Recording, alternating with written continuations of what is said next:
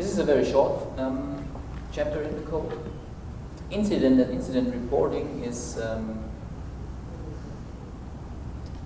one of the important chapters in the code. It applies to all users. Again, this slide, it's at the beginning of every chapter of the code. All users means transmission system operator, the prod users, and the distribution system operators.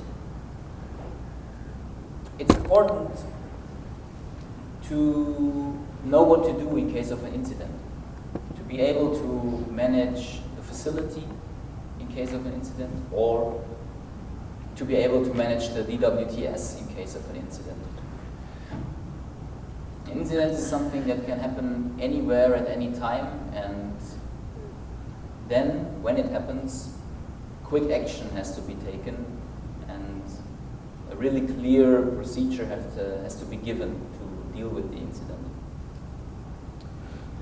The code generally describes that an incident has to be assessed, that users have to be notified of an incident, that measures have to be taken, of course, remedial measures. And also the code says something about the classification of incidents. What about the insurance? Insurance plays a very big role here. The code doesn't say anything about insurance.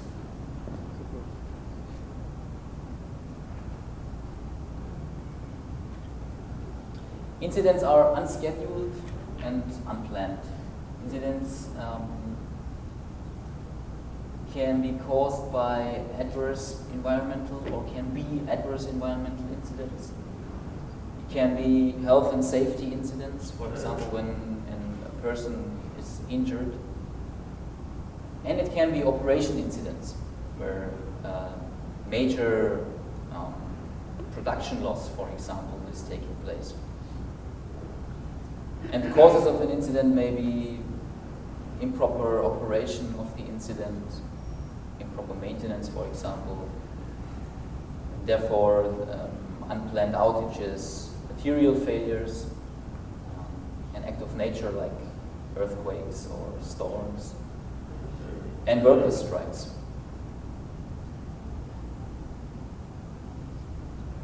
And the code classifies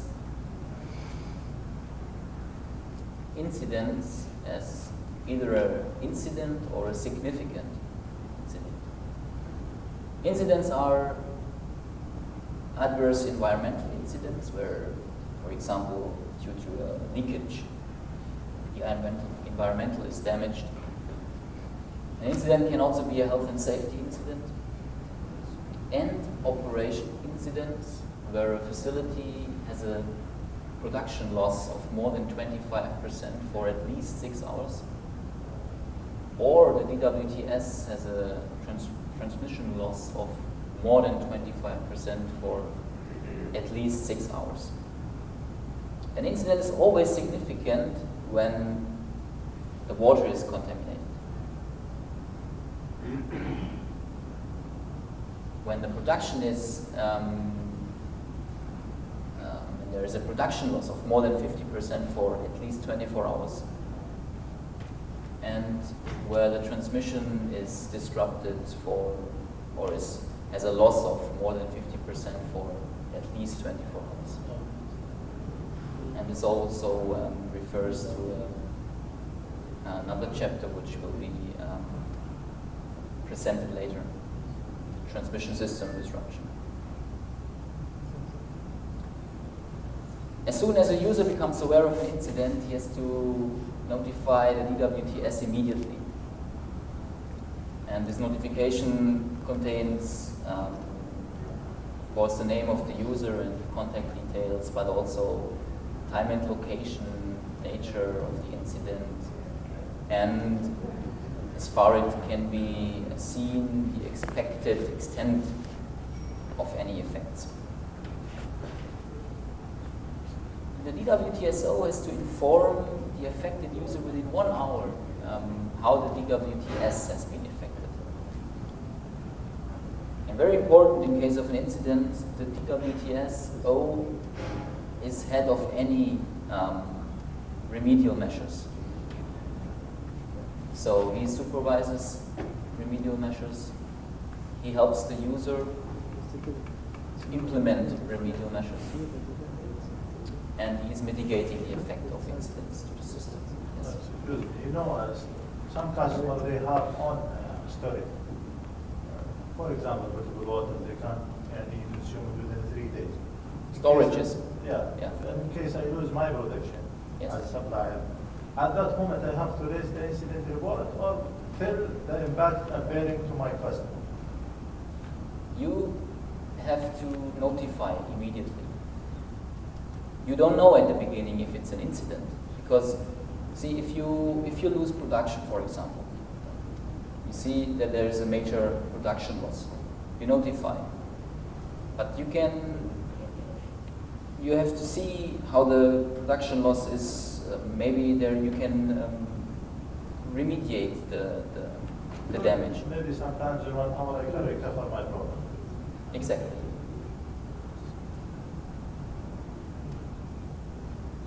If you can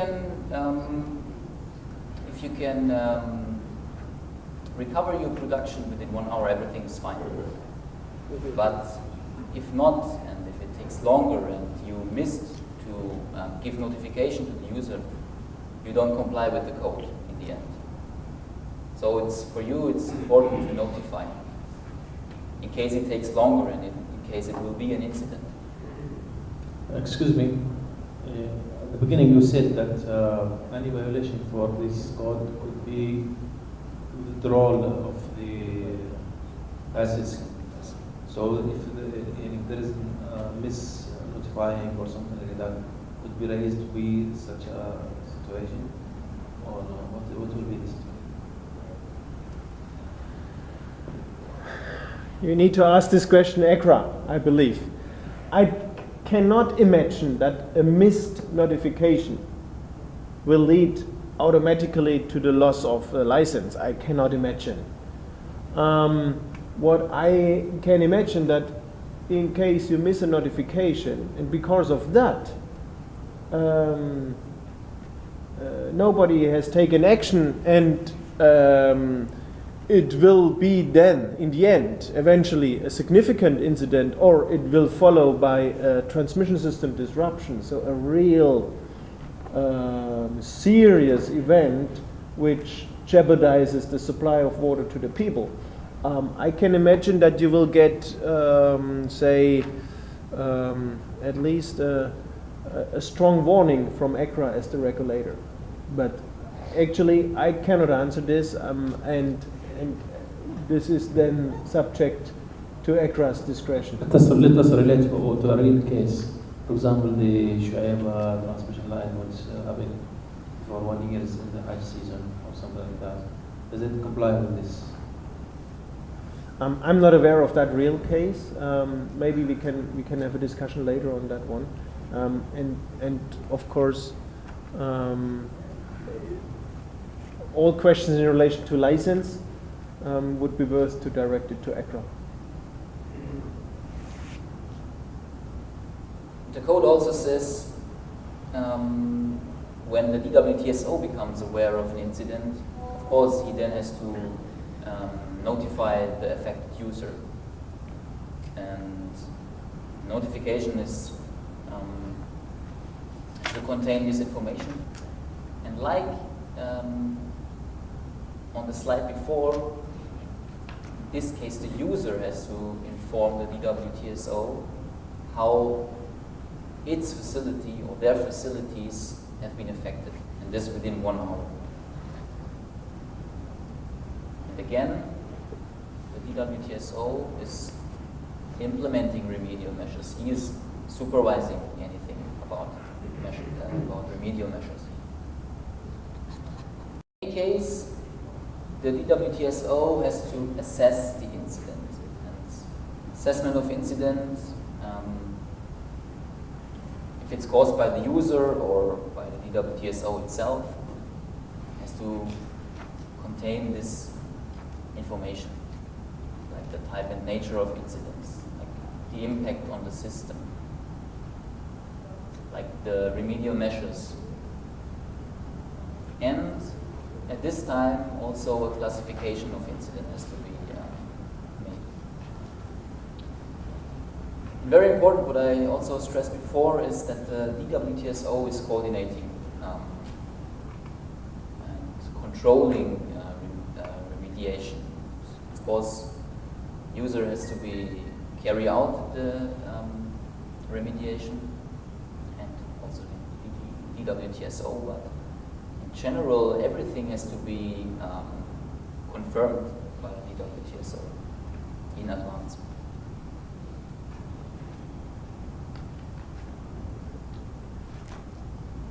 Maybe let's jump to the lower side of this slide. We've had an initial notification, which is provided by the one who has the incident. This incident will be assessed. Code doesn't say how long this assessment will take.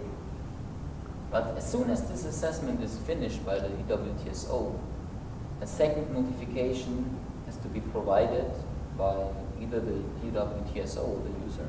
It's the one who has provided the initial notification. And this has to be done within 1 day. And this second notification shall include like an update of everything that has happened before, of the status of remedial measures, of the estimated time to restore the damage. And this notification has to be reviewed after 3 days. And I think these times are just to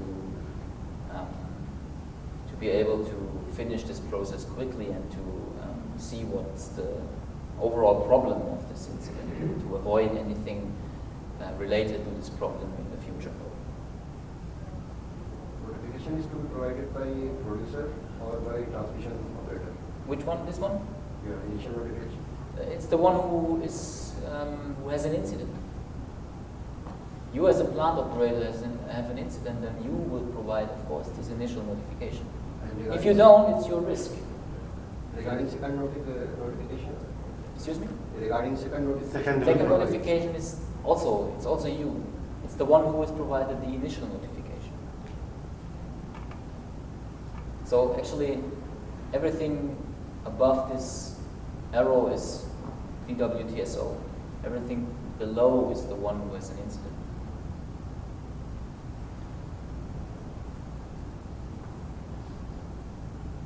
When everything is normal, a notification has to be done that everything is normal. So notification of normal operation. And if it comes out that this incident is a significant incident, further reporting has to be done. There has to be a significant incident report by the one who is having the incident. And it's always the affected party who is receiving the incident report. So in case the incident is caused by the user has to report the DWTSO. In case the significant incident is caused by the transmission system operator, he has to provide the report to the affected users.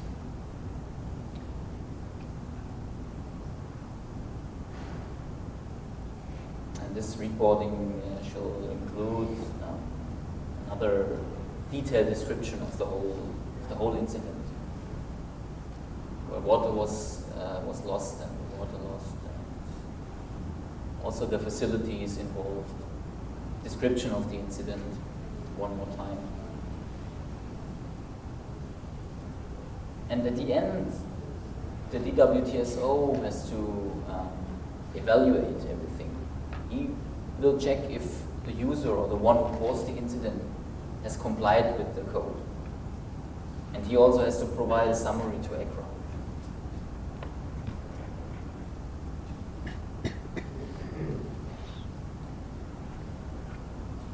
The code emphasizes that immediate notification is very important in case of an incident. And for example, when you have a production loss, if you wait too long, it can cause major problems. And very important, everything related to remedial measures is coordinated by the transmission system.